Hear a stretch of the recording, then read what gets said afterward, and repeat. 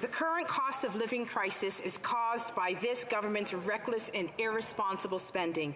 Canadians cannot afford basic necessities anymore.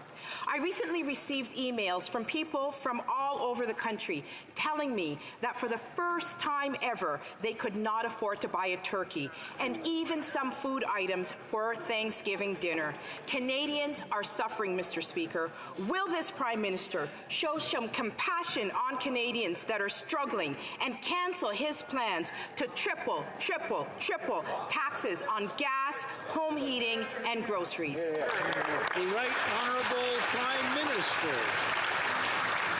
The supposed preoccupation of Conservatives with the cost of living would be slightly more believable if it wasn't for the fact that they are standing in the way of delivering $500 in extra support to low-income renters between now and Christmas, if they were standing in the way of giving $1,300 in extra access to dental care for families with kids under 12 who need that support. We know that low-income families and middle-income families could greatly benefit from that help.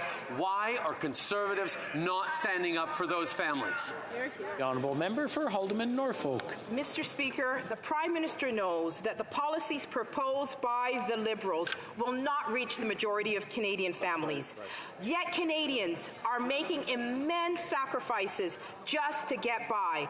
People are even rationing food.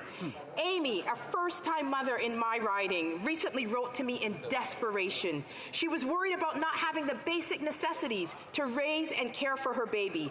This Prime Minister's obsession with taxes is taking away the ability of average people like Amy to afford basic supplies and keep warm during the winter. When will this Prime Minister stop punishing Canadians and cancel his plan to triple?